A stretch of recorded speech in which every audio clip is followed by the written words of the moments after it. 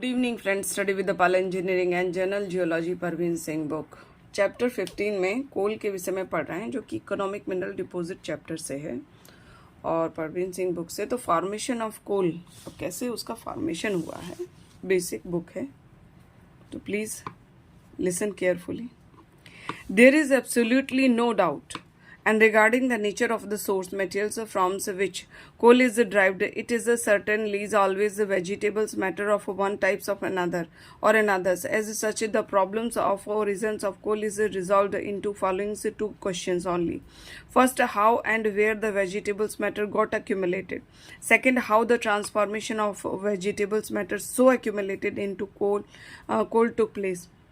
As regard the first question, it is now fairly established that two types of sources yielding vegetables materials for the formation of the coal.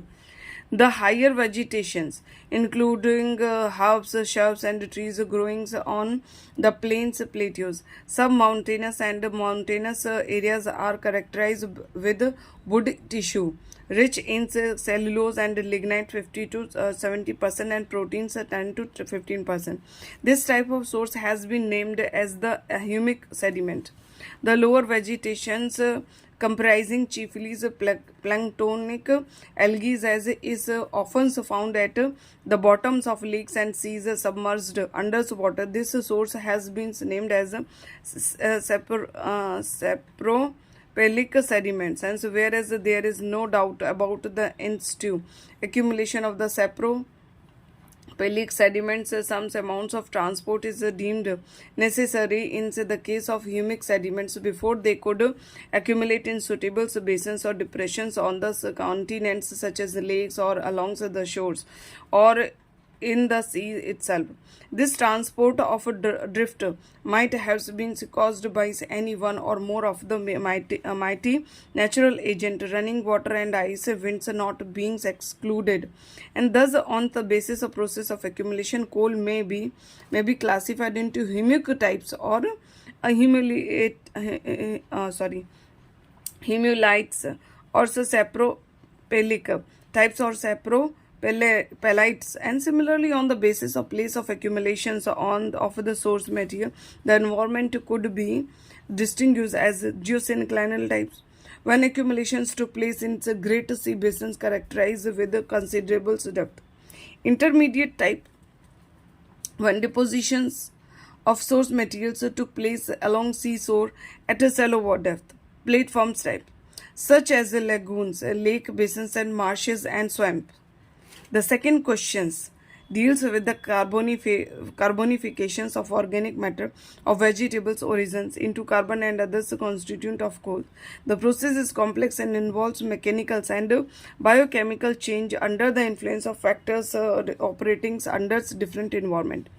In the littoral environment, decompositions of cellulose from humic organic matters wood is an easily accomplished process.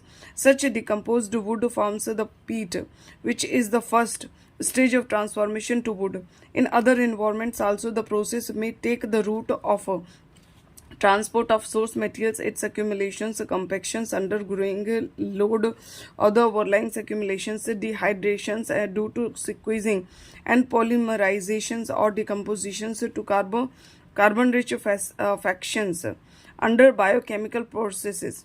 The transformation from peat to lignite to bituminous coals to anthracite and then to graphites, the purest form of carbons, are all environment dependent.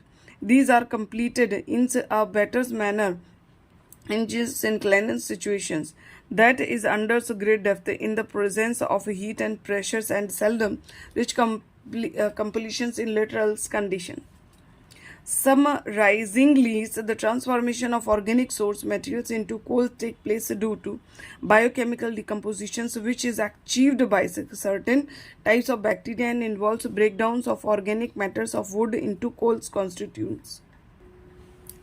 Dynamochemical transformation, which involves alterations of organic coal structures developed due to bacterial decompositions into more compact metamorphosed varieties and chiefly under the influence of temperature and pressure factors. These factors enter into the picture at a larger stage, and when the lower layers are buried under heavy load and from above due to accumulated sediments, the change is invariably accompanied by a squeezing out of moisture and volatile constituents, and hence the greater the degree of transformation, the poorer is the resulting coal variety in these constituents. Example, moisture and volatile, and higher is the rank of coal. So Indian occurrence according to, please use the map. चाहे जैसे mobile पे आप देखें कोई map है तो आप उसी पर ही मोबाइल पे रख करके इस तरह से इंडिया का मैप बना सकते हैं. ये अधूरा है मैप, लेकिन आप इस तरह से पूरा मैप बना सकते हैं.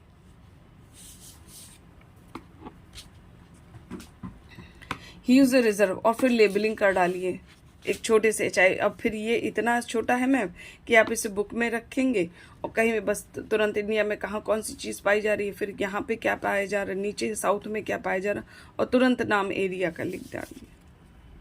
ठीक है, आई होप आइडिया अच्छा लगा होगा. India is one of 5 major producers of coal in the world. It is endowed with huge reserves of common or bituminous coal, chiefly of non-coking types. Fairly so good but localized deposits of peat, lignite and anthracite have also been mined at different places. On the basis of their occurrence and relative to the geological age, coals deposit of India are often classified into 2 groups: lower Gondwana coals and tertiary coals, the former being of great economic importance. Gondwana coals. About 98% of coals annually produced in India comes from formation of lower Gondwana age. The Gondwana coals are derived from coal seams that occurs interbedded commonly with sandstones and cells and sometimes with limestones. And it is believed that these coals have been formed from glossopteris types of vegetation and deposit in shallow types of basins where they were transported by streams of glacials and fluvial origin. Their occurrence in coal bearings formations separated by totally barren with respect to coal. Formations are indicators of repeated climate change during the Permian times. The geological periods of their formation or geological period of time their formation. The lower Gondwana coals are mainly of a bituminous types. Major coal field belong to this class occur in Bihar, West Bengal, Odisha and Madhya Pradesh. These are the Jharia coal field of Bihar and Jharkhand. These are located in Dhanbad district of Jharkhand. The Jharia's coals contains fixed carbon above 60%, volatiles matter about 20% and are classed as low moisture medium volatile coking coals. The Bokaro coal field of Bihar. These are spread over an area of 360 square kilometer and contain some of the thickest coal seams more than 35 meter thick. Coals are of a bituminous coking coals type. The Karanpura coal field of Bihar.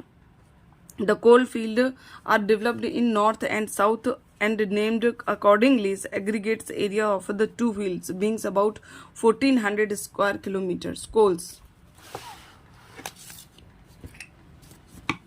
recovered from Kakraparas range in quality from non-coking to medium coking and good coking coals.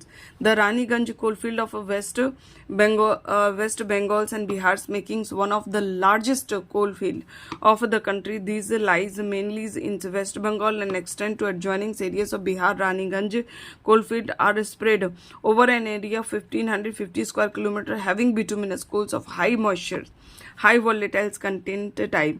Mixed with the Jharia coals, these are used for the manufactures of coke.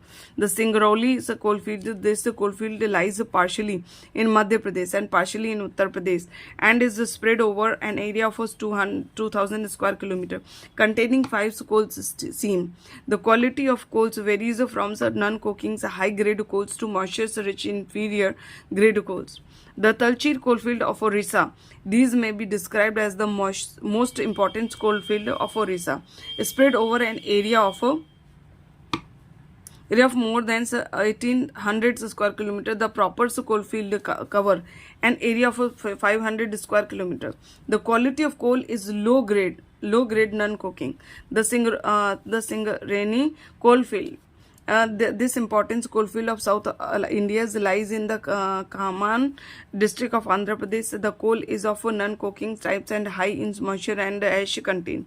The proved reserves up to depth of 300 meters are placed at 40 million tons. The tertiary coals. These coals are found in the state of Assam, Arunachal Pradesh, Himachal Pradesh, Nagaland, and Jammu and Kashmir. So the Makums coalfield of Assam are spread over an area of 150 square kilometer is an important example, in which a reserve of 35 million tons are estimated to occur.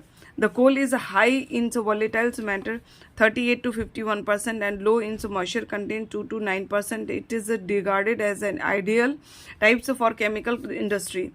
The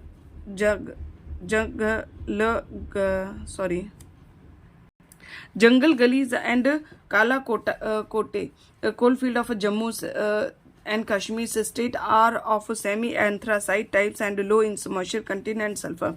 The lignite deposit. India has only so scarce occurrence of lignite types of coals. Important deposit reported so far occur in Tamil Nadu, Pondicherry, Cuttack, Kerala, and Uttar Pradesh. Of these, the Naveli lignite field in Arcot district of Tamil Nadu is the most important, which holds about 2600 million tons of the estimate total of 2900 million tons of lignite deposit in the country. Thank you. Please support it. Thank you.